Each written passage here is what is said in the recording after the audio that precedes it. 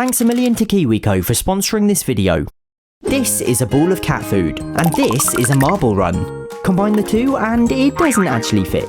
But I've built a larger one and it's quite possibly the coolest thing I've ever made. You see, my cat Ralph's favourite hobby is to meow relentlessly at 6 in the morning, which of course he's refusing to demonstrate on camera, until I have no choice but to get up and feed him. He's like the world's fluffiest alarm clock. I tried simply leaving enough food out the night before, but he just eats all of it in one sitting and still meows at me in the morning. So next I tried a smart cat feeder that I can either control with my phone or program to release food at a set time, but Ralph's incredibly scared of it. It's a real pickle. Yep, definitely a real pickle. But I've invented a solution. I call it the mightily elaborate, overly whimsical slope transportation of pellets for pestiferously early risers, the Meow Stopper. Essentially, it's a giant cat food marble run spanning my entire house, and it's gonna be magnificent. But yeah, if you enjoyed this video, please consider subscribing, and keep an eye out for the bronze, silver and golden cat statues hidden somewhere in the background. I want the first section to have a sort of Wallace and Gromit contraption feel, with drain pipes mounted above my bed. I'm going to be releasing 10 cat food balls at once, so to do so, built a simple pulley system. All I'll have to do is pull the cord and go back to sleep.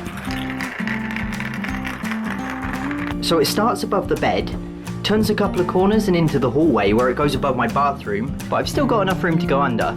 And then into my office where it turns again, goes down this spiral, and then down the final drain pipe where the next obstacle will begin. It's simple and efficient, and importantly, as out the way and unintrusive as possible.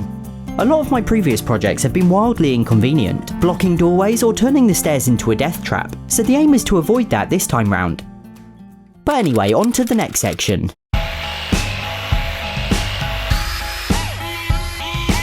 This is a mini golf course, featuring as many mini cliches as possible.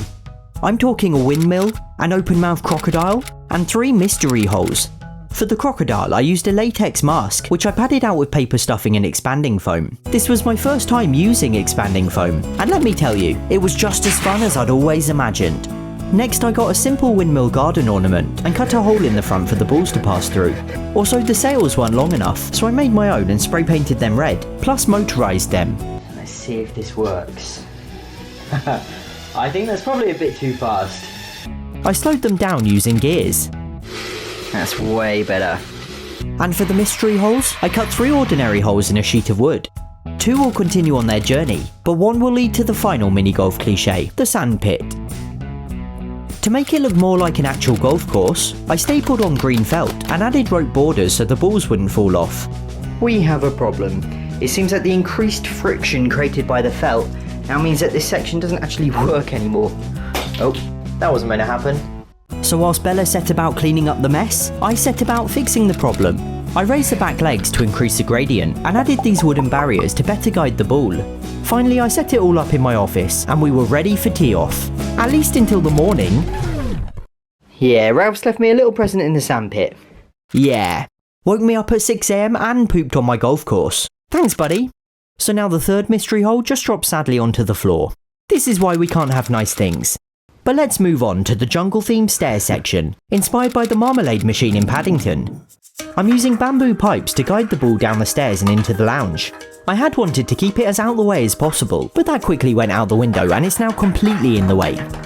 I decorated using fake leaves and added a few oranges in honour of the bear himself. This looks so much cooler now. Which brings us to the very last section, which like the Meow Stopper as a whole, also has an acronym for a name. The Urwa Bimkoeti. Okay, maybe that one doesn't really work, but it stands for I really want a hamster but my cats would try to eat it. This whole obstacle is going to be hamster themed, using tubes, ramps and wheels to finally deliver the food to Ralph's bowl.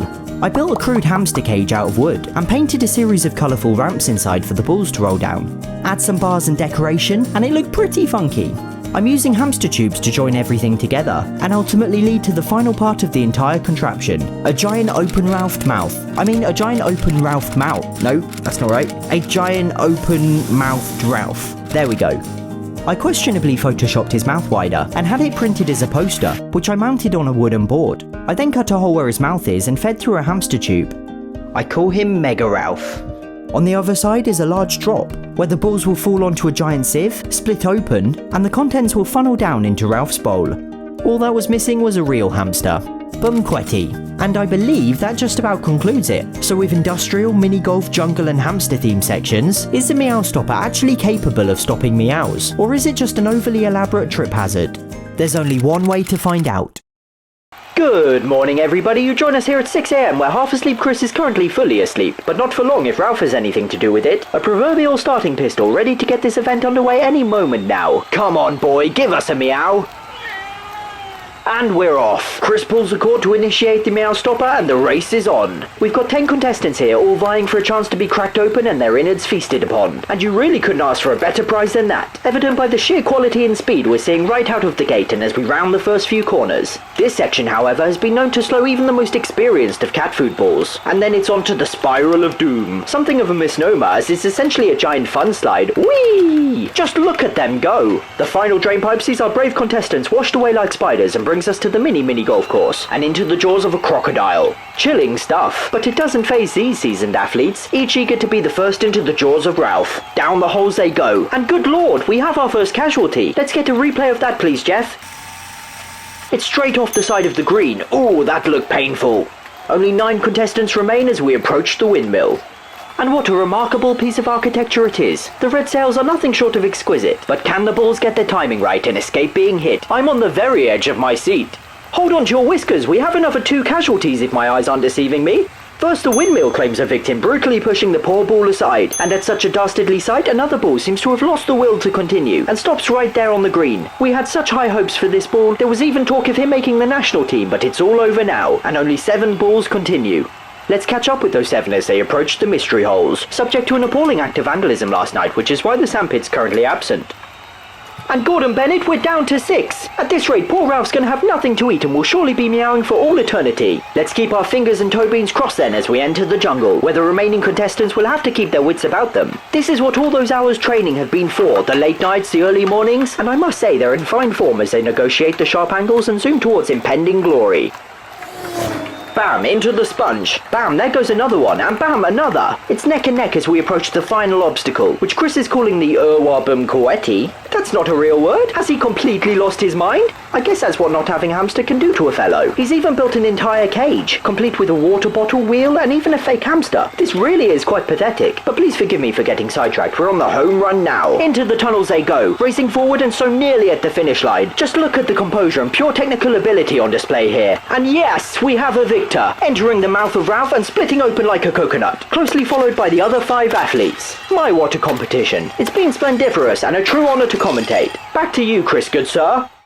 So it works, but will Ralph eat it? Bella! Once again, she's more than happy to hoover up the mess, somehow entirely avoiding the bowl itself and opting for just the pellets and mist. But what about Ralph? Will it finally stop his early morning meows? Nope. If anything, it seemed to make him meow more.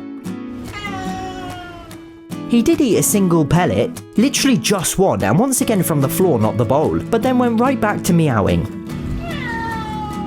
Well, I tried. He seemed somewhat more enamoured by Mega Ralph, however, and that kept him quiet for a little while at least.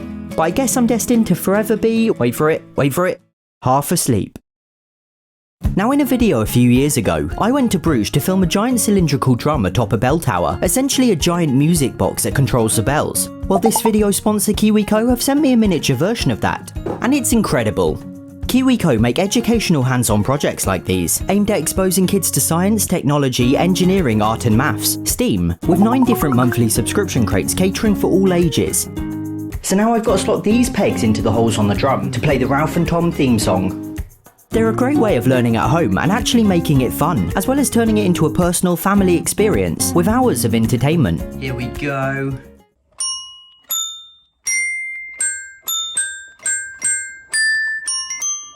That's amazing! The crates contain everything you need and come with detailed kid-friendly instruction. It's a domino-laying robot. Seriously, it doesn't get much cooler than this. If you want to learn the STEAM concepts I use to make the absurd projects in my videos, KiwiCo really is the way forward, and you can get 50% off your first month of any subscription at kiwico.com/halfasleepchris. Oh, and did you spot the cat statues?